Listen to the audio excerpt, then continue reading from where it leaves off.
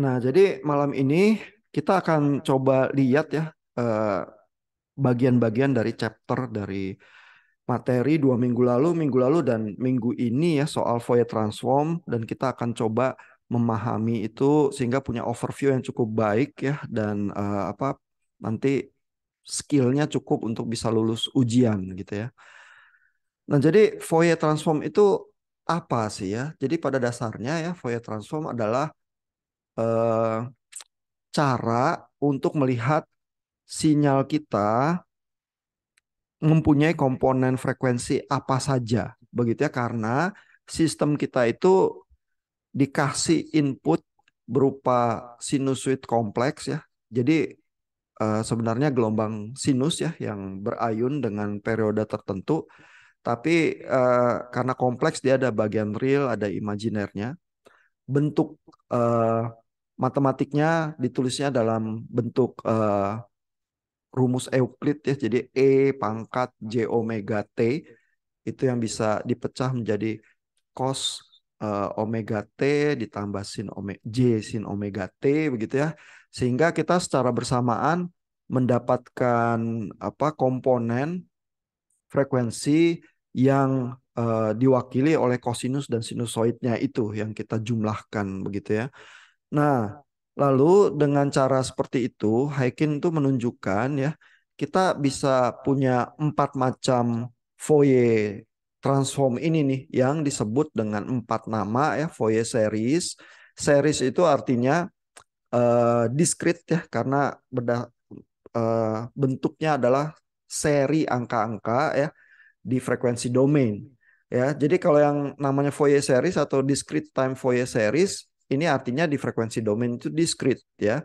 Kalau yang namanya Fourier transform atau discrete time Fourier transform itu di frekuensi domainnya continue karena namanya Fourier transform. Ya, jadi ada 4 jenis ini ya. Kalau fungsi time domainnya itu continue, kalau dia periodik frekuensi domainnya discrete, kalau dia non periodik frekuensi domainnya continue ya. Yang discrete juga gitu, di time domainnya discrete ya, fungsi n. Tapi kalau dia periodik sinyalnya di frekuensi domainnya jadi discrete gitu ya. Fungsi k ya, frekuensi yang discrete itu k. Tapi frekuensi yang continue itu omega gitu ya. Nah, lalu kita punya rumus-rumusnya ini ya, kelihatan notasi yang dipakai oleh Haikin ini konsisten. Kalau X-nya huruf kecil ya, XT itu artinya di time domain. XK ini fungsi K, K itu adalah frekuensi diskrit ya, itu di frekuensi domain. Dan X-nya besar ya, jadi kalau notasi huruf besar itu frekuensi domain, notasi huruf kecil itu time domain. Lalu kita coba lihat yang Fourier transform ini ya, yang paling umum ini karena fungsi continue non periodik ya. Kalau fungsi diskrit udah ada kekhususan berarti dia diskrit. Terus kalau dia periodik itu lebih khusus lagi karena di frekuensi nanti munculnya diskrit ya, Fourier series. Nah, ini yang paling umum ini ya, Fourier transform. Kita lihat kalau kita punya sinyal di frekuensi di time domain xt kecil ya, kita mau rubah ke frekuensi domain, kita pakai rumus yang bawah ini ya, sehingga xj omega, omega itu frekuensi ya, sama dengan integral dari minus ta hingga xt, ini sinyalnya di time domain, kali E pangkat minus J omega T dt. Ya, jadi dengan ngitung integral ini kita bisa mengubah sinyal yang di time domain ke frekuensi domain. Ya, kalau kita pakai komputer, terus kita punya sinyal continue ya, kita masukkan rumus integral ini minus ta hingga sampai ta hingga, terus kita hitung begitu ya, kita tuh dapat sinyalnya di frekuensi domain. Ya.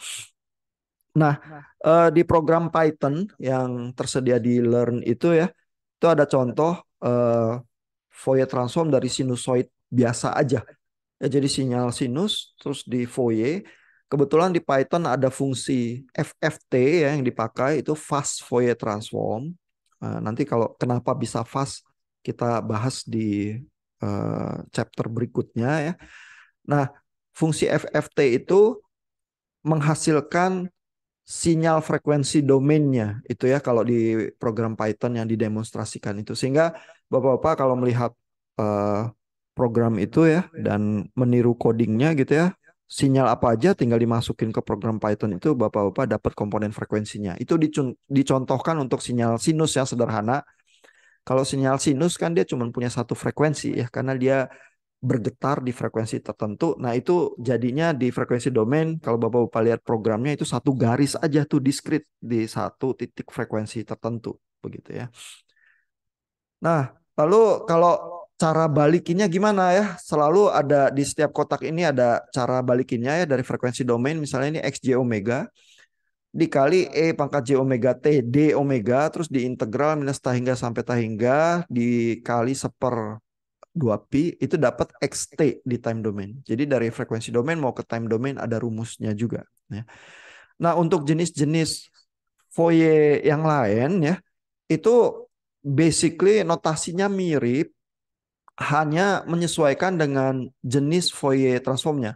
Misalnya Fourier series ini ya, kalau dari time domain dia xt e pangkat minus j k omega 0 t dt gitu ya. Dan itu omeganya ada omega 0 ini ya, itu adalah periode frekuensi utama dari sinyalnya ya. Jadi kan sinyalnya periodik. Nah, sinyalnya periodik itu dia berulangnya setiap berapa frekuensinya ya. Dan ini diambil dari periode sinyalnya 2pi per T begitu ya.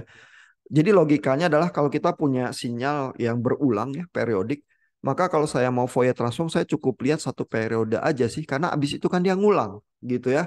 Jadi dengan melihat satu periode aja dan mengasumsikan abis itu sinyalnya berulang ya saya bisa menghitung Fourier seriesnya ini gitu ya. Nah, lalu membalikannya juga gitu ya. Karena di Fourier apa di domain frekuensinya dia diskrit sehingga XK ya. Jadi kalau mau dikembalikan ke time domain XT ini dia fungsinya sigma ya. Sigma K-nya dari minus tahingga sampai tahingga XK E pangkat JK omega 0 T. Gitu ya. Karena kan diskrit di frekuensi domainnya jadi rumusannya pakai sigma untuk balikin ke time domain ya. Discrete time Fourier series gitu juga, hanya notasinya agak beda ya. Kalau dari time domain ke frekuensi domain xn e pangkat minus jk lalu omeganya besar ya, omega 0 n itu ya. Di sigma karena di time domainnya discrete terus dikali seper n ya. N ini eh, periodenya adalah 2pi per n ya, periodenya n gitu ya. Nah, kalau discrete time Fourier transform juga gitu. Di time domainnya discrete ya. Kalau discrete time berarti time domainnya discrete, tapi di frekuensi domainnya karena dia non periodik dia continue. Ya, jadi kalau dari frekuensi mau ke time ini diintegral, lalu dari time mau ke frekuensi ini di sigma gitu ya. Notasi-notasinya mirip ya. Hanya kalau yang apa discrete time ini eh omeganya selalu ditulis besar, yang continuous di time domain omega selalu ditulis kecil ya. Terus kalau di frekuensinya series ditulisnya fungsi k, kalau enggak fungsi yang continue di frekuensi domain ditulisnya fungsi omega gitu ya. Jadi salah satu kesulitannya kalau Bapak ujian adalah mengenali ya bahwa 4 jenis Fourier transform ini beda-beda begitu ya dan notasinya juga ada perbedaan-perbedaan tipis supaya Bapak-bapak nggak bingung terus waktu nulis notasinya itu betul ya. Nah, sejauh itu ada pertanyaan dulu nggak atau komentar, Bapak-bapak? Tadi saya belum, Pak. Oke. Nah, lalu ya Bapak, ya saya, silakan Pak, Pak. untuk ini Pak, misalnya tadi kan dijelaskan untuk yang boleh lihat slide-nya Pak. Oh, yang tadi itu ya, yang 4 bagian itu ya. Iya Pak. Iya. Ini ada di buku Haikinnya sih Pak. Gimana Pak? Oh iya Pak.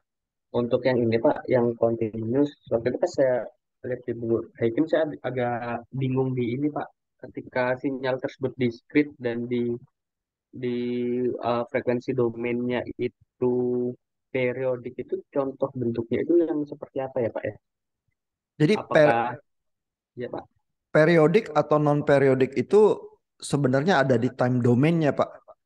Jadi kalau misalnya dia fungsi sinus ya, eh, di time domainnya itu yang periodik. Di frekuensinya nggak periodik, tapi frekuensi itu dia jadi discrete atau jadi continue gitu. Jadi kalau kita bicara istilahnya periodik ya itu sebenarnya eh, karakter sinyal yang ada di time domain sih ya. Jadi misalnya sinus ya. Sinus itu pasti periodik ya. Tapi sinus kita kan bisa sinus yang continue atau sinus yang udah disampling jadi discrete gitu ya. Nah, kalau sinus kita discrete, dia jatuhnya yang di bawah sini discrete time. Lalu karena dia periodik di time domain, dia discrete time Fourier series, dia jatuh di kotak kiri bawah ini. Tapi kalau dia sinus itu continue di time domainnya ya, kan sinus tetap periodik ya, sehingga dia jatuhnya di Fourier series gitu. Oh, berarti kalau discrete yang periodik itu mirip kayak ini ya Pak ya, seperti uh, tingginya dari sinyal-sinyal period apa sinyal-sinyal diskrit itu yang menyerupai sinus yang menunjukkan kalau samplingnya itu ya Pak ya. Betul, betul. Jadi kalau sinusnya udah di apa dijadikan diskrit ya, cuman punya nilai di titik-titik tertentu disisir gitu ya.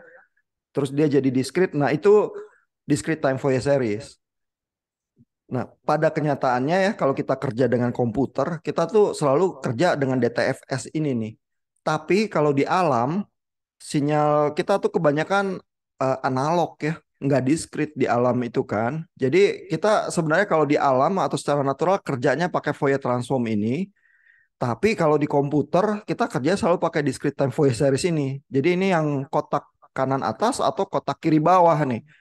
Nah, kotak-kotak yang kiri atas atau kanan bawah ini kotak-kotak antaranya nih ya. Nanti di chapter berikutnya, chapter 4, Haikin itu akan menunjukkan ya bagian kotak-kotak ini bisa bisa melebur dan dunianya itu overlap sehingga rumus-rumusnya bisa kita tulis dengan notasi yang melebur juga ya. Jadi notasinya DTFS pada kenyataannya kita bisa pakai untuk semua yang lain gitu ya. Kalau kita hati-hati menuliskannya sehingga seluruh sinyal-sinyal kita itu bisa diproses oleh komputer sih sebenarnya. Karena kan dunia kita basically sekarang digital ya, karena dunia digital tuh kan menghasilkan keuntungan tertentu ya. Kita tuh sebenarnya bergerak dari kotak yang kanan atas ini untuk operasi sinyal kita ke kiri bawah ini. Karena kalau mau di komputer pasti discrete dan seringnya di komputer itu kita kan nggak bisa lihat sinyal itu sampai tak hingga ya. Kita biasanya lihatnya pada periode tertentu aja. Terus kita asumsinya ya nanti dia berulang gitu. Jadi kita tuh kerja di kotak kiri bawah nih sebenarnya kalau di komputer gitu. Dan kan apa dunia kita memang transisi ke dunia digital ya dan saat-saat ini ya minggu-minggu terakhir ini kita mengalami problem juga begitu TV analog itu dimatikan ya terus ada stasiun-stasiun besar yang saya nggak sebut mereknya di sini protes ya nggak mau pindah ya terus dicabut izin penyiaran analognya begitu kan jadi kita melihat juga semacam dilema inovasi ya. Jelas TV digital lebih bagus, tapi secara bisnis kadang perusahaan itu kesulitannya untuk berpindah ke yang digital. Tapi pada kenyataannya arus pergeseran teknologi kita ya yang analog mati pelan-pelan sih. Semuanya digital, artinya semuanya processing sinyal sistem itu ada di komputer begitu. Ya. Ya, apa menjawab pertanyaan kebingungan kelompok-kelompok itu, Pak? Sudah menjawab Pak. Oke. Nah, nanti ya kalau Bapak-bapak ujian ya, ini saya kasih lihat ya, ini appendix C, ini yang di bagian belakang buku Haikin ya, saya taruh di bagian tab untuk UAS, ada di Learn. Ini terdiri dari 4 bagian juga ya, jadi ada yang Discrete Time Fourier Series, ini DTFS, ini notasinya pakai notasi kalau sinyalnya di time domain itu discrete karena dia discrete time. Terus di frekuensi domain itu discrete juga karena dia periodik gitu ya. Nah ini notasinya beda misalnya dengan tabel yang basic Fourier series gitu ya. Eh, Kalau yang basic Fourier series ini di time domainnya continue ya. Lalu dia ada tabel C3 ini discrete time Fourier transform. Nah ini di time domainnya discrete tapi dia non periodik sehingga di frekuensi domainnya dia continue gitu ya. Jadi ini ada macam-macam nih tabelnya. kalau bapak-bapak bingung ya, bisa salah ngambil persamaannya ya, tapi tersedia semua. Ya, yang pojok kanan atas itu yang Fourier transform itu yang paling umum, sinyal analog ini yang tabel C4 nih. Ya, dan ini kan karena yang paling umum, mungkin soal ujian banyak juga yang keluar dari tabel ini ya, tabel C4 gitu ya. Yang lain-lain lebih khusus begitu ya, tapi tersedia semua ya. Ini yang Fourier transform ada, ini basic Fourier transform ya. Jadi basic Fourier transform ini sinyal-sinyal dasar, lalu sinyal-sinyal yang lebih khusus ini ya, ada di Fourier transformnya ya. Tapi ada yang discrete time Fourier transform juga, DTFT, ada DTFS, ada yang FS gitu ya. Empat-empatnya tersedia nih. Jadi Bapak-bapak kalau mau UAS terutama wajib ya ngelihat tabel-tabel itu supaya membiasakan diri ya, nggak panik ya. Terus latihan soal untuk bisa terbiasa juga menyelesaikan soal itu via tabel-tabel itu ya. Jadi bukan menghitung integral brutalnya karena bukan itu tujuan ujian kita ya. Menghitung integral brutal itu gampang pakai mesin ya, pakai Python kalau zaman sekarang gitu ya. Tapi ujiannya itu didesain supaya bapak-bapak bisa paham ya sifat-sifat Fourier transform itu apa, lalu memahami juga make tabel itu gitu ya. Kita lanjut sedikit ya, Bapak-bapak ya.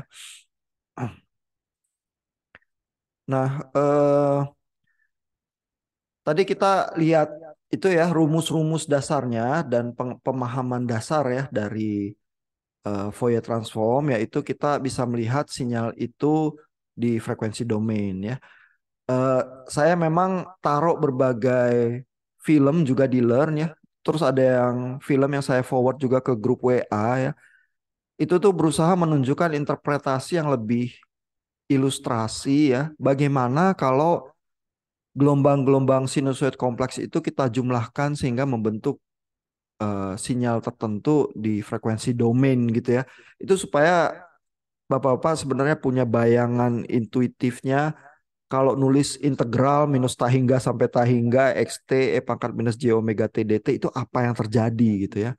Misalnya di video yang saya kirim ke grup WA itu FFT itu digambarkan sebagai penjumlahan dari komponen-komponen sinusoid yang ada di bawah kurva eh, sinyal yang kita mau Fourier transform ya.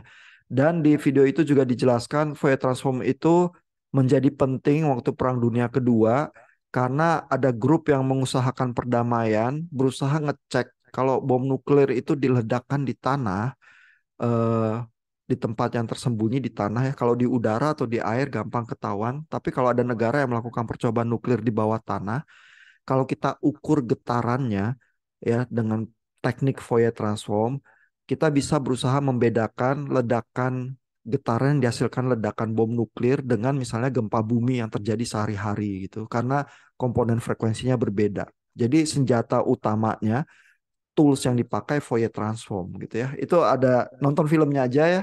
Kalau mau tahu cerita serunya itu ya di film yang saya forward ke grup WA ya.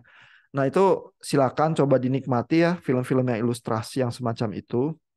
Namun memang ujian kita adalah nanti menguji ya seberapa kita bisa ya menuliskan rumus-rumus itu begitu ya yang diperlukan kalau kita perlu menghitung Fourier transformnya betulan ya. Nah, ini di materi 2 minggu yang lalu ya, saya tunjukkan lagi di sini supaya ingat. Ini ada sinyal-sinyal sederhana yang diturunkan dan dihitung Fourier transformnya, begitu ya. Misalnya sinyal yang penting adalah yang bentuknya E pangkat minus AT UT. Ya, ini sinyal yang cukup basic ya, karena ini juga apa bentuknya mirip ya dengan apa formula yang terjadi di Fourier transform itu, yaitu ada bentuk yang E pangkat minus J omega T. Ini bentuknya E pangkat minus AT. Tapi bukan polos begitu, melainkan dikali unit step, dikali UT ya. Jadi mulainya di nol. Jadi ini nol terus eksponensial turun gitu ya, karena pangkat minus AT. Berarti fungsinya ini makin besar T-nya, nilainya makin kecil gitu ya. Nah, ini Fourier transformnya apa? Jadi tinggal dimasukin ini. di integral brutal ya. Tapi karena dia dikali UT dia mulainya dari nol terus sampai tak hingga gitu ya.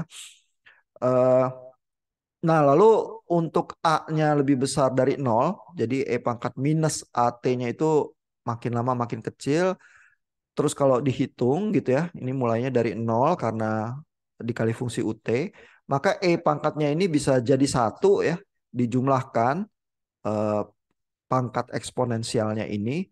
Begitu dijumlahkan, terus integralnya dikerjain ya. Kalau integralnya dikerjain kan artinya yang pangkat ini turun ke bawah ya. Jadi minus 1/A plus J omega, terus tetap dikali fungsi semulanya E pangkat minus A tambah J omega T. Lalu bisa dimasukin nih batas-batasnya. Batas atasnya tak hingga, batas bawahnya nol. Nah, kalau dimasukin batas atasnya T tak hingga, E pangkat minus tak hingga, ya jadinya ini ya, apa, eh, nol ya. Jadi nol minus angka ini lagi dimasukin eh, T-nya nol. Kalau dimasukin T-nya nol, E pangkat nol satu. Ya, jadi nol minus terus minus sekian. Sehingga hasilnya adalah 1/A plus J omega. Ya. Lalu jadi Fourier transform dari fungsi xt e pangkat minus at ut ini adalah kalau kita hitung integral brutalnya jadinya 1/A plus J omega. Lalu Bapak akan bisa lihat di appendix C ini, tabel C4 ya. Perhitungan itu dituliskan di sini nih. Ya, jadi xt yang e pangkat minus at ut kalau di time domain seperti ini di frekuensi domain adalah 1/A plus J omega. Ya, jadi apa sinyal-sinyal yang sederhana udah dihitung, dibuktikan oleh Heikin lalu ditulis di tabel ini. Ya sehingga bapak-bapak kalau ujian nggak perlu menghitung lagi ya integral brutalnya, pakai aja tabel-tabel ini sebagai kombinasi pengetahuan yang udah diturunkan untuk memecahkan soal-soal yang ada di UAS, gitu ya. Logikanya seperti itu. Nah, kita lihat lagi ya fungsi sederhana yang lain yang diturunkan juga di chapter yang 2 minggu yang lalu ya. Fungsi sederhana itu adalah fungsi kotak ya. Fungsi kotak ini basic juga ya di semua sistem digital. Seringkali kita ingin mentransmisikan sinyal-sinyal digital itu nol dan satu ya, sehingga sifatnya fungsi kotak ya. Jadi kalau di time domain kotak ya berarti dia nilainya satu kalau T-nya antara minus T0 sampai T0 itu batas-batas kotaknya. Lalu nol kalau otherwise ya kalau di luar T0 gitu ya. Jadi seperti ini nih ilustrasinya fungsi kotaknya ya. Lalu Fourier transformnya apa? Dihitung integral brutalnya ya, dimasukin. Nah, kalau dimasukin berarti batas-batas yang ada fungsinya hanya dari minus T0 sampai T0 ya. Terus nilainya satu berarti satu kali E pangkat minus J omega T dt. Terus integralnya kalau dikerjain berarti minus 1/J omega. Terus fungsi itu sendiri E pangkat minus J omega T. Terus tinggal dimasukin ya. Batas atasnya T0, batas bawahnya minus T0. Nah kalau dimasukin, ini nanti E pangkatnya bisa dipecah jadi cosinus sama sinus. Sehingga hasilnya seperti ini ya. Kalau kita urutkan pakai rumus Euler itu ya. Jadi hasil akhirnya 2/omega sin omega T0. Ini fungsi yang semacam ini fungsi yang agak khusus ya. Sinus omega per omega ya. Jadi polanya sinus X per X. Itu Heikin menamakan fungsi sinc ya. Fungsi SINC gitu ya. Nah, fungsi ini bentuknya seperti ini nih. Ya, di nol ada puncaknya. Tapi lalu dia punya buntut dan buntutnya ini goyangnya sampai omega tak hingga. Ya, di minus tak hingga juga gitu ya, goyangnya sampai minus tak hingga tuh nggak selesai-selesai. Ya, jadi dengan kata lain, bandwidth yang diduduki oleh sinyal kotak sempurna ini tak hingga nih, dari minus tak hingga sampai tak hingga kalau di frekuensi domain. Gitu ya. Sehingga Bapak-bapak juga mulai bisa membayangkan ya bahwa kalau saya transmisi sinyal kotak lalu dilewatkan ke sistem, sistemnya kan nggak mungkin punya bandwidth yang tak hingga ya. Jadi bandwidth sistem saya entah itu kabel, radio, atau air, atau apa eh, macam-macam medium yang bisa dilewatkan sinyal. Kalau dia bandwidthnya terbatas, pasti sinus X per X saya itu buntutnya yang di ujung itu kepotong. Ya, sehingga dengan demikian kotak kita itu akan terdistorsi itu. Itu soal ujian UTS kemarin itu pertanyaannya ya, kalau sinyal kotak masuk ke dalam sistem ya ada memorinya apa yang terjadi ya, kotaknya akan terdistorsi. Ya karena kita nggak bisa punya eh, medium yang bandwidthnya tak terhingga gitu ya. Nah, itu tadi ya kalau sinyal kotak. Terus Haikin menurunkan sinyal lain juga yang cukup basic ya. Ini coba kita lihat ya. Eh,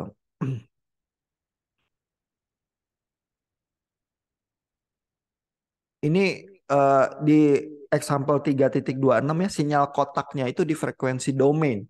Ya, jadi di omega kita punya kotak yang eh, frekuensinya dari minus W sampai W gitu ya. Terus di transform ke time domain. Time domainnya seperti apa? Begitu soalnya ya.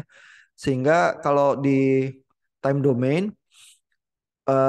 kita pakai rumus ya untuk memindahkan dari frekuensi domain ke time domain ya. Integral harusnya minus tahingga sampai tahingga, tapi karena terdefinisi dari minus W ke W, ini batasnya jadi minus W ke W ya. Terus E pangkat J omega T D omega ya. Ini tandanya plus di sini, E pangkat J omega T ya. Terus dikali 1/2 pi ya. Nah, kalau dihitung lalu batas-batasnya dimasukin, nanti dapatnya 1/pi T sin WT. Ya, jadi ini sin T per T nih. Ini juga fungsi sync ya. Ini di sini Haikin menuliskannya SINC, ini fungsi sync ini sebenarnya adalah eh, notasi untuk bilang fungsi yang semacam ini ya, sinus WT per PT gitu ya. Nah, lalu eh, gambarnya gimana? Nah, jadi gambarnya kayak gini ya. Kalau di domain frekuensi ini omega fungsinya kotak, di time domain kembali kita punya fungsi sync itu ya.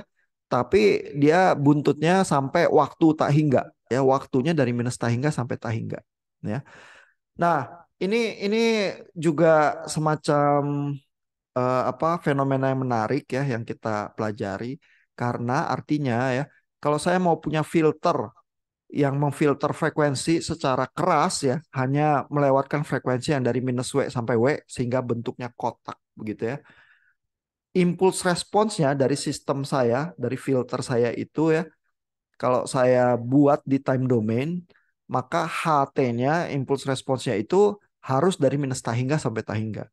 Artinya sistem yang semacam itu filter keras yang bentuknya kotak yang cuma melewatkan frekuensi di area tertentu saja itu nggak bisa kita buat tuh. Karena kalau kita mau buat filter kita komponen apa impuls responsnya harus dari minus tahingga sampai tahingga panjangnya gitu ya.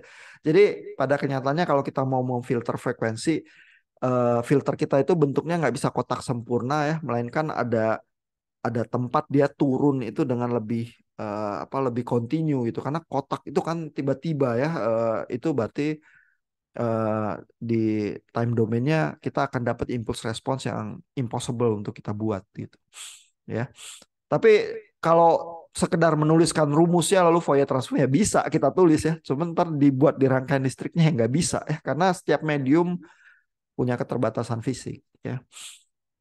Nah ini example 3.27 ini juga sinyal yang sangat basic ya, sinyal delta. Kalau delta di Fourier transform jadi apa gitu ya. Jadi ini delta T dimasukin ke integral brutalnya. Tapi karena delta T kita tahu cuma terdefinisi di titik nol, terus nilainya 1 kalau di integral gitu ya, maka integralnya dari minus tak hingga sampai tak hingga pasti 1. Ya, sehingga delta T ini kalau ditulis dengan panah Fourier transform, di sebelah kanan ini notasinya Haikin kita ingat di sebelah kanan Fourier transform ini frekuensi domain, di sebelah kiri ini time domain. Ya, jadi delta T Fourier transformnya di frekuensi domain itu konstan 1. Ya, jadi kalau digambar, mana gambarnya nih?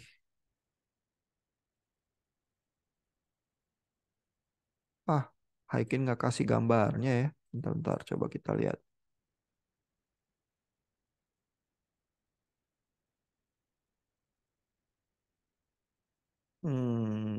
Iya ini di bawah malah nggak ada gambarnya. Ya, jadi tapi 1 itu nggak sulit sih dibayangkan ya. 1 itu adalah berarti dia flat ya. dari minus Tahingga sampai Tahingga itu 1. Ini nggak digambar nih sama Haikin. Ya karena udahlah 1 aja pokoknya dari frekuensi minus Tahingga sampai Tahingga gitu ya. Nah, itu juga ya yang menunjukkan kepada kita kenapa impuls respons itu kalau ada ruangan terus kita tepuk tangan gitu ya, terus kita rekam, itu kita dapat karakteristik apa gemak dari ruangan itu. Kenapa? Karena kalau kita buat impuls respons delta impuls gitu ya, kita tepuk tangan gitu, gitu ya, itu sebenarnya kita sedang eh, menjajal semua frekuensi secara flat karena delta itu kalau di Fourier transform itu flat 1 untuk semua frekuensi gitu ya, sehingga dengan kata lain ruangan ini kita coba pantulannya di semua frekuensi itu loh sebenarnya yang terjadi, sehingga kita dapat impuls respons gemak pantulan dari ruangan tersebut gitu ya. Nah itu dari materi kita 2 minggu yang lalu ya soal apa sinyal-sinyal dasar kalau kita Fourier transform seperti apa.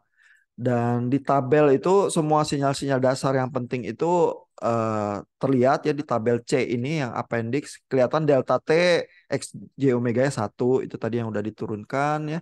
Lalu kalau fungsi kotak ini ya kotaknya di time domain, di frekuensi domain bentuknya sinus omega per omega, fungsi sinc itu ya. Kalau kotaknya di frekuensi domain, di time domainnya fungsi sinc-nya ya. Terus Bapak-Bapak nggak usah menghitung integral brutalnya lagi, tinggal ngambil dari fungsi-fungsi ini ya kalau dibutuhkan untuk memecahkan soal gitu ya.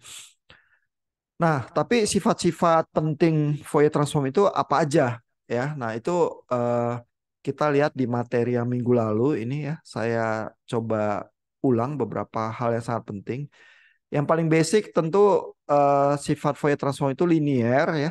Jadi kalau dijumlahkan di time domain terus dikalikan koefisien A dan B di time domain, di frekuensi domain juga tidak berubah linearitasnya. Begitu ya sehingga kita bisa tahu dengan aman bahwa komponen-komponen sinyal kita kalau kita pecah-pecah di time domain ya, terus kita hitung masing-masing Fourier transformnya ke frekuensi domain, baru kita jumlahin belakangan itu hasilnya sama gitu ya karena dia fungsinya linear gitu ya. Nah, tapi karakter yang paling penting ya dari Fourier transform adalah convolution property ini ya, sifat konvolusi.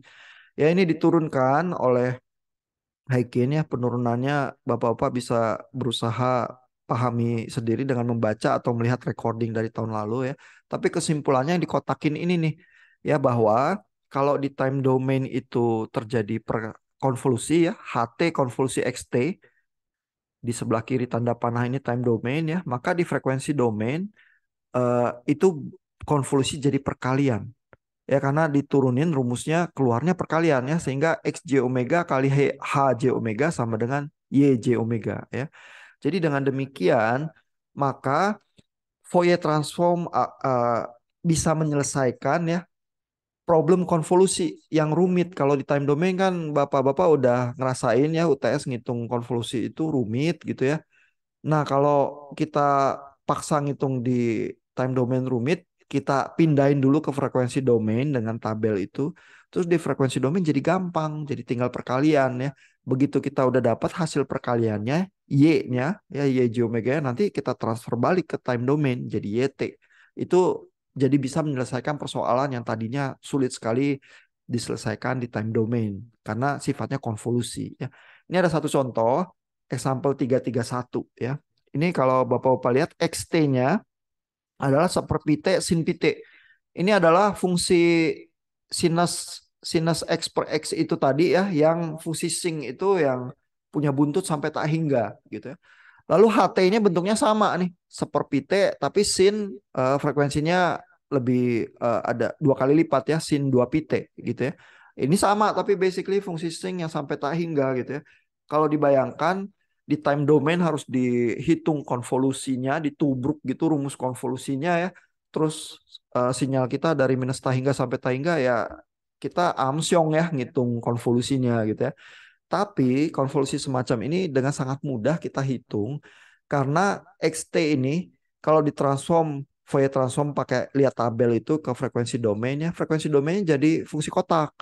fungsi kotak yang terdefinisi omeganya itu lebih kecil dari pi. Ya, jadi omeganya nilainya 1 ya, xj omeganya nilai 1 untuk omega dari minus pi sampai pi.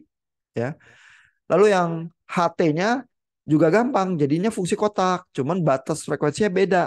Ya, omeganya antara minus 2 pi sampai 2 pi, nilai hj omega 1. Ya. Jadi dengan kata lain ini dua fungsi kotak yang lebarnya berbeda ya. Yang HT ini lebih besar, lebih lebar 2 kali lipat daripada XT. Tapi kalau dikaliin ya, ada kotak yang lebih lebar dengan kotak yang lebih kecil, terus dikaliin hasilnya adalah kotak yang lebih kecil. Ya karena kan bagian yang di luar kotak yang lebih kecil itu nanti dikalikan dengan 0 begitu ya. Sehingga dapatnya adalah kotak yang lebih kecil. Sehingga kita ketahui dari hasil perkalian XJ omega dan HJ omega, YJ omeganya adalah kotak yang lebih kecil nih. YJ omega sama dengan XJ omega nih. Jadi sama dengan kotak ini ya yang omega terdefinisi antara minus P sampai minus pi sampai plus pi gitu ya. Sehingga kalau kita udah dapet YJ omeganya adalah kotak yang lebih kecil ini sama dengan XJ omega, kalau kita transform lagi ke time domain, YT-nya kita dapat bentuknya minus seperti T sin pi T ya.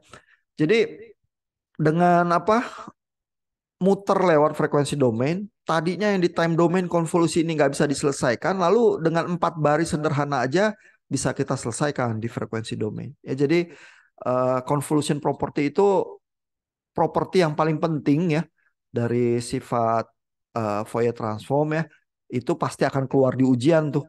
Jadi fungsi-fungsi yang di time domain itu ruwet. Kalau kita mau hitung konvolusinya muter lewat frekuensi domain nanti bisa kita hitung dengan lebih mudah ya. Ini properti yang paling penting pasti keluar di ujian ya. Nah, lalu ada properti lawannya ya. Ini di materi kita hari ini ya. Itu disebutnya multiplication property. Nah, ini kebalikannya nih. Ini ada penurunannya juga, tapi hasilnya seperti ini. Kalau di frekuensi domain itu sifatnya konvolusi ya, di time domain dia jadi perkalian. Ya, jadi kalau kita lihat rumusnya juga kan Fourier transform itu hampir mirip ya, integral minus tahingga sampai tahingga. Hanya kalau dari time domain ke frekuensi domain, E pangkatnya itu minus J omega T. Kalau mau dari frekuensi ke time, E pangkat plus J omega T. Jadi dari segi rumus itu mirip, sehingga kita memang bisa expect ada semacam fenomena pencerminan seperti itu ya. Dan ini terjadi kalau di frekuensi domainnya konvolusi, di time domainnya perkalian. Tapi sebaliknya, kalau di time domainnya konvolusi, di frekuensi domainnya perkalian. Ya, jadi tinggal soalnya apa tuh yang kita mesti selesaiin, terus kita paham sifat Fourier transformnya, kita bisa nyebrang domain ya dari time domain ke frekuensi domain atau sebaliknya menyelesaikan di dalam bentuk yang lebih sederhana karena perkalian itu jauh lebih sederhana daripada ngitung konvolusi. Terus nanti baru balikin lagi ke domain satunya ya kalau yang dibutuhkan jawabannya di domain tersebut begitu ya. Jadi trik berpikirnya itu begitu. Kalau kita paham properti dari konvolusi Fourier transform ya. Nah, lalu ada properti-properti lain yang juga cukup penting ya. Tapi yang terpenting itu convolution dan multiplication property itu yang barusan kita bahas ya. Properti lain yang penting adalah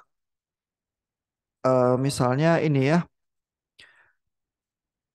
Di sini ada differentiation and integration property ya. Ini bab 3.11 ya. Jadi pertanyaannya adalah kalau saya diferensialkan sinyal saya di time domain, di frekuensi domain itu jadi apa?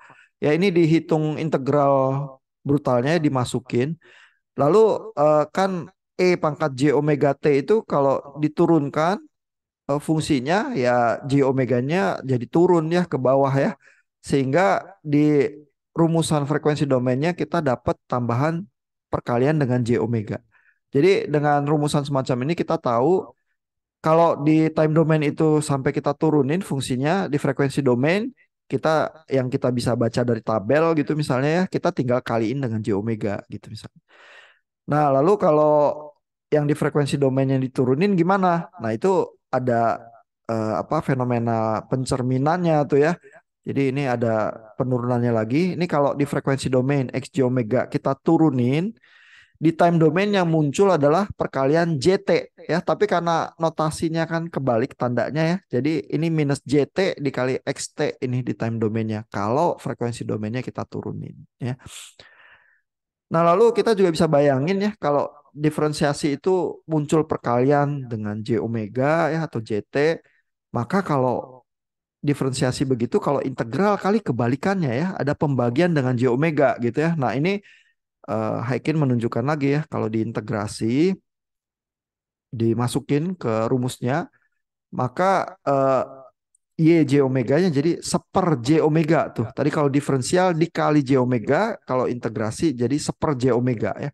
Tapi muncul juga ada komponen konstanta di sini ya. Jadi seper J omega X J omega ini secara umum seperti itu kalau diintegral di time domain. Tapi muncul nih pi dikali XJ pada frekuensi nol D omega ya. Jadi fungsi delta di frekuensi nol ini ada muncul sesuatu komponen apa di frekuensi domainnya juga begitu selain yang seper J omeganya ya. Nah, jadi itu kalau diintegrasi ya. Lalu bagaimana kalau eh, sinyalnya digeser secara waktu ya. Jadi kalau XT-nya menjadi XT minus T0 gitu ya. Jadi ada pergeseran sejauh T0 gitu di time domain ya. Nah, eh, kalau kita mau tahu di frekuensi domain seperti apa, tinggal masukin integral brutalnya gitu ya. Terus nanti kelihatan ini E pangkat minus J omega T-nya terpengaruh dengan XT-nya ini ya. Sehingga ini kalau diganti ya, T-nya menjadi sesuatu variabel lain tau, di mana tau adalah T minus T0 begitu ya. Maka T-nya itu bisa kita nyatakan dalam tau ya, yaitu T sama dengan tau plus T0 ya, sehingga yang tadinya E pangkat minus J omega T, T-nya itu jadi tau plus T0 ya, sehingga kalau kita beresin persamaannya, maka kita mendapatkan bahwa XJ omeganya ini di frekuensi domain akan ketambahan komponen E pangkat minus J omega T0 kalau XT-nya digeser sejauh T0 ya. Nah, jadi kita juga bisa punya sifat ini ya. Sehingga kalau kita lihat di ujian ada sinyal-sinyal digeser di waktu, terus kita lihat di tabel, oh itu Fourier transformnya XJ omega. Udah, kita kalau digeser kita tahu itu tinggal dikaliin E pangkat minus J omega T0 di depannya. Udah beres itu frekuensi domainnya gitu ya.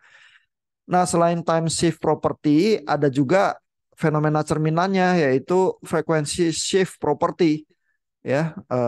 Frekuensi shift property ini adalah kalau yang digeser di domain frekuensi ya. Nah, ini diturunin juga oleh Heikin ya.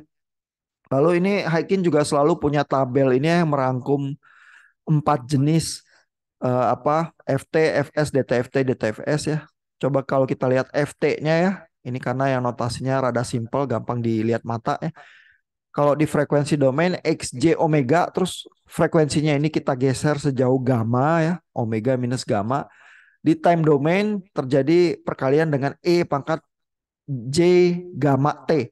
Ya, kelihatan tandanya positif nih ya. Kalau tadi yang di time domain yang digeser, tanda yang muncul perkalian di E pangkat J omega T0 ya itu negatif ya kalau di frekuensi domain. Ini kalau di time domain yang muncul E pangkat somethingnya karena pergeseran frekuensi ini positif ya. Jadi Bapak tentu tidak perlu menghafal ya semua frekuensi apa Fourier transform ini ya di frekuensi domain atau di time domain. Bapak-bapak bisa langsung lihat tabel-tabel itu dan pakai. Cuman memang harus membiasakan diri supaya waktu nyalin itu nggak kagok atau bingung ya yang mana sih yang positif, yang mana yang negatif ya. Membiasakan diri ya belajar latihan soal terutama soal-soal ujian ya untuk pecahin supaya nggak kagok ya nanti kalau UAS ya.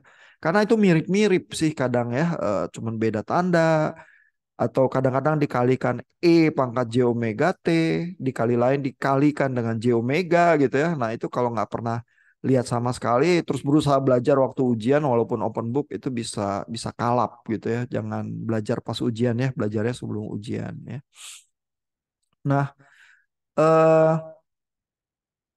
bagian yang penting juga ya dari apa fasilitas yang kita dapatkan dari Fourier transform itu ya adalah kita bisa menghitung dekonvolusi gitu ya. Jadi bukan cuman kita bisa apa mencari konvolusi itu dengan perkalian ya, tapi kalau kita mau melakukan inverse konvolusi ya, yaitu operasi dekonvolusi, kita di frekuensi domain itu kita tahu itu pembagian gitu ya. Sehingga ya enaknya adalah kalau kita tahu YJ omega sama dengan HJ omega kali XJ omega, kita bisa ngitung HJ omeganya, yaitu HJ omega adalah YJ omega dibagi dengan XJ omega. Ya sehingga misalnya ya kalau kita punya sinyal udah lewatin medium, udah terkonvolusi, terus di receiver di sana kita mau hitung balik sinyalnya kan. Terus kita tahu ya karakteristik dari channelnya kita yaitu HJ omega, kita tinggal bagi itu.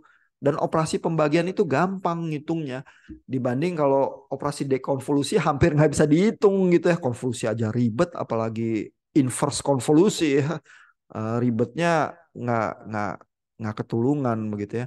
Nah, lalu kalau bentuknya pembagian ya, ini ada partial fraction expansion ini ya, ini bisa menolong kita menghitung bentuk-bentuk yang bentuknya BJ omega dibagi AJ omega gitu ya. Ini ada contoh soalnya di sini, soal 3.44 ya.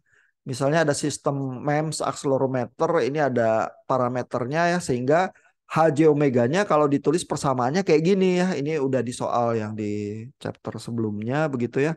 Nah, lalu soal kayak gini ini bisa dipecah ya pakai teknik partial fraction expansion itu ya. Nah, sehingga ini kan di bawahnya kita lihat persamaan kuadrat ya. Ini persamaan kuadrat polinomial biasa sih kalau Bapak-bapak belajar aljabar ya. Ini ada J omega kuadrat tambah 25.000 J omega tambah 10.000 kuadrat ya. Ini jadi seolah-olah kita lihat X kuadrat tambah sekian X tambah sekian gitu ya. Lalu kita bisa pecah bagian bawahnya ini menjadi J omega tambah apa ya. Dan ini bisa kita lihat 10.000 ini adalah 5.000 kali 20.000 gitu ya. Misalnya eh, 10.000 kuadrat adalah 5.000 kali 20.000. Sehingga kita bisa pecah persamaan di bawah ini menjadi J omega tambah 20.000. Terus satunya nih komponennya J omega tambah 5.000. Tinggal kita cari koefisiennya kan, C1 dan C2 ini apa. Lalu kalau dihitung pakai partial fraction expansion itu ya bisa ketemu. Atau kalau Bapak Bapak-bapak bingung partial fraction expansion, sebenarnya tinggal dikaliin aja ya. C1 kali J omega tambah 5.000 tambah C2 kali J omega tambah 20.000 ya. Terus kita punya persamaannya, terus tinggal dicocokin harus besarnya 1. Ya sehingga dengan dua persamaan itu kita bisa menghitung juga sih C1 C2-nya ya. Lalu kalau C1 C2-nya ditemukan ya, ini ya seperti dalam hal ini C1-nya adalah minus 1/15.000, C2-nya adalah 1/15.000. Terus kita bisa tulis persamaannya ini ya, konstanta per J omega tambah 20.000 tambah konstanta yang lain J omega tambah 5.000. Kalau kita lihat di tabel dari frekuensi domain ini kita bisa balikin nih ke time domain. Dan kalau kita baca di tabel, time domainnya itu bentuk yang seper J omega tambah konstanta menjadi E pangkat minus konstanta itu kali T dikali UT. Itu tadi yang udah diturunin terus ada di tabel itu ya. Jadi dengan demikian ya, kalau kita tahu XJ omega ya, terus kita tahu YJ omega ya, jadi tahu input, tahu output ya, di frekuensi domain kita bisa menghitung impuls responsnya dengan membagi outputnya terhadap input, tapi harus di frekuensi domain karena konvolusi itu di frekuensi domain jadi perkalian. Jadi kita bisa hitung pembagian sebagai operasi kebalikannya ya.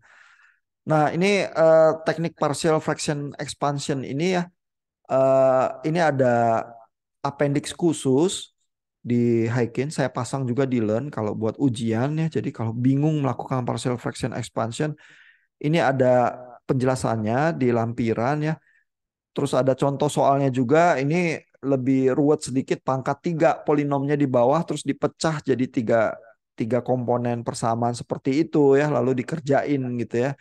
Tapi di sini ada penjelasannya, ada contohnya.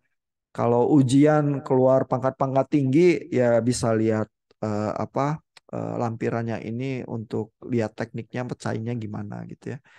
Tapi biasanya sih kita nggak keluarin soal pangkat tinggi ya karena ya kalau partial fraction expansion basically masukin komputer suruh dia menghitung juga beres ya. Yang diincar di ujian kita adalah bapak-bapak itu ngerti prinsip karakter-karakter properties Fourier transformnya ya, terus bisa baca tabel, terus bisa menerapkan sifat-sifat itu untuk menyelesaikan soal ya, bukan mekanik ngitung yang brutal integral atau apa.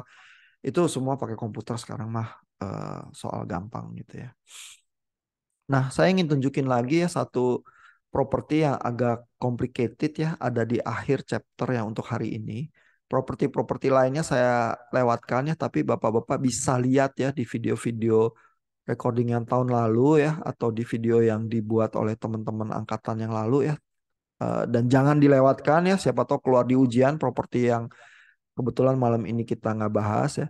Tapi saya pengen tunjukin properti yang cukup ruwet ya, yaitu yang disebut dengan duality property ya. Ini saya share screen lagi ya bagian buku dari Haikin-nya supaya Bapak nanti familiar ya. Ini 3.18 propertinya namanya duality property. Nah, dia eh, menunjukkan ya, ini dengan ilustrasi gambar ya, fenomena pencerminan itu yang tadi kita udah rasakannya di dalam berbagai penurunan, bahwa kalau di time domain kotak, di frekuensi domain, tahu-tahu sinus X per X itu ya. Lalu kalau di frekuensi domainnya kotak, di time domainnya sinus X per X ya, berarti sebenarnya ada semacam fenomena pencerminan ya, karena rumusnya mirip-mirip begitu ya. Nah sehingga sebenarnya bisa nggak kalau di tabel itu ya, bentuk fungsinya sebenarnya ada di frekuensi domain gitu ya. Tapi kita mau perlakukan dia seolah-olah dia ada di time domain tuh. Jadi bukan fungsi omega tapi fungsi T gitu. Bisa nggak ya kita cerminin kayak gitu ya?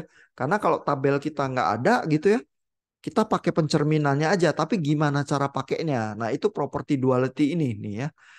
Sehingga memang ada penurunannya ya. Saya nggak bahas detail penurunannya. Bapak-bapak bisa coba memahami ya. Basically Haikin selalu pakai variabel itu diganti ya dengan variabel lain yang bisa melambangkan. Jadi di dalam hal ini T diganti nu, omega diganti eta ya, terus di beres-beresin fungsinya sehingga kita dapat ujungnya hubungan yang seperti ini ya. Jadi kalau Bapak-Bapak lihat ya cara penulisannya di sebelah kiri ini kan time domain ya. Tapi Bapak-Bapak lihat F-nya ini huruf besar nih. Jadi bentuk fungsinya itu seperti seolah-olah kalau di tabel Fourier transform itu bentuk fungsi yang kayak ada di frekuensi domain, tapi dia fungsi waktu nih sebelah kiri. Tapi fungsi waktunya bukan cuma polos fungsi T, melainkan fungsi JT gitu ya, waktu kompleks ya. Lalu di frekuensi domain seperti apa? Kalau time domainnya FJT seperti ini di frekuensi domain ini juga walaupun fungsi omega ya, tapi F-nya F kecil. F kecil itu artinya bentuk fungsi yang kalau di tabel Fourier transform itu kayaknya dia di time domain, tapi ini lokasinya di frekuensi domain nih. Nah, cuman nggak polos F omega gitu aja, melainkan F minus omega, terus di depannya dikali 2pi gitu ya. Nah, ini ada satu contoh soal ya, supaya Bapak-Bapak bisa memahami ini ya. Jadi soalnya ini sederhana ya. Ada fungsi xt, xt-nya 1/1 plus jt. Ya, ini fungsi xt-nya kayak gini. Kalau Bapak-Bapak ditanya frekuensi domainnya kayak apa xj omega gitu ya, kan Bapak-Bapak lihat ya di tabel C ini ya, C4. Nah, fungsi yang kayak gitu ya 1 tambah JT gitu ya. Itu nggak ada nih di time domain, nggak ada bentuk yang kayak gitu. Adanya di frekuensi domain nih 1 plus A ya tambah J omega. Tapi J omega nih bukan JT gitu ya. Padahal kita maunya fungsinya 1/1 tambah JT. Nah dengan sifat duality itu kita bisa pakai fungsi yang kayaknya di frekuensi domain sebagai di time domain gitu ya. Jadi caranya make adalah seperti ini. Ya, jadi eh, kalau kita lihat ya, yang di frekuensi domain ini kan adanya 1/1 plus J omega. Dan ini berhubungan dengan time domain yang E pangkat minus T UT. Ya kalau kita lihat di tabel, tabel ini ya. Ini E pangkat minus AT UT gitu ya di time domainnya. Jadi si Haikin nulis lagi ini relasi ini yang normal ada di tabel ya. Tapi yang normal ada di tabel ini yang ada di frekuensi domain kita paksa supaya jadi time domain ya. FJT kita paksa omeganya itu 1/1 plus JT ya yang supaya sama dengan soal kita ya. Nah, lalu dengan sifat duality ini kalau FJT ini kita pasang di time domain, maka di frekuensi domainnya kan tadi dari sifat property duality kita tahu bahwa itu jadi 2pi, tapi fungsinya fungsi F kecil yang berarti ada di time domain minus omega ya. Nah, sehingga fungsi yang di time domain itu kalau lihat dari tabel kan ini ya, min E pangkat minus T UT. Nah, kalau kita harus masukin minus omega, jadi E pangkat omega U minus omega gitu ya. Sehingga hasil Fourier transformnya E pangkat omega U minus omega, terus di depannya dikali koefisien 2pi gitu ya. Jadi sifat duality itu memungkinkan kita memakai tabel Fourier transform itu untuk fungsi-fungsi yang kayaknya kok bentuknya kebalik ya time domain sama frekuensi domainnya. Tinggal kita cocokkan itu T sama omeganya terus masukin relasi Fourier transformnya dengan benar. Terus kita bisa tuh pakai trik itu untuk menghitung fungsi-fungsi yang kayaknya kebalik itu bentuknya gitu ya. Nah, mungkin ini kalau sekali dijelaskan bisa masih agak membingungkan ya. Jadi saya mendorong Bapak-Bapak lihat contoh-contoh lain di bagian duality itu ya. Kalau masih bingung atau lihat contoh-contoh soal ujian yang berhubungan dengan duality properties ya, terus lihat solusinya dan lihat diskusi video yang apa membahas solusinya itu ya. Nah, waktu kita eh, selesai nih untuk malam ini ya. Bapak ada pertanyaan atau enggak? Ada komentar? Dari saya belum ada, Pak. Oke, nah ini kan kita ngerapel ya bahan dari 2 minggu yang lalu sampai minggu ini. Jadi mungkin agak cepat dan ada bagian-bagian properties yang kita nggak bahas sama sekali ya. Saya dorong Bapak-Bapak mengulang ya, terus nonton video-video yang bukan dari recording malam ini juga ya, supaya bisa lengkap ya pengetahuannya dan waktu persiapan buat ujian juga jadi lengkap ya, bisa ngerjain berbagai jenis soal ya. Dan Fourier transform ini aplikasi yang sangat penting ya. Eh, Sistem 4G kita itu pakai teknik yang mengandalkan Fourier transform. Sistem untuk kompresi gambar itu ya, JPEG, MPEG itu memakai teknik-teknik yang mentransform sinyalnya ke frekuensi domain, lalu bagian komponen frekuensi yang biasanya frekuensi yang lebih tinggi itu kecil nggak efek di mata kita atau di telinga kita, biasanya difilter gitu ya. Jadi teknik-teknik yang memainkan analisis domain frekuensi ini banyaknya minta ampun ya. Sehingga pemahaman terhadap Fourier transform itu apa sih yang terjadi secara matematika dan secara fenomena cukup penting ya kalau Bapak-Bapak ingin memahami dunia modern yang digital dan signal processing digital itu seperti apa ya. Dan ini gambar di latar belakang saya ini juga konon dihasilkan dari Fourier transform yang mencampurkan warna-warna dengan komponen frekuensi tertentu begitu ya. Jadi ada juga efek keindahan yang bisa dicapai ya selain efek-efek teknis itu ya yang menjadi sangat penting di era digital kita. Nah, malam ini cukup sampai di sini ya. Silakan Bapak-Bapak mengulang materi kita.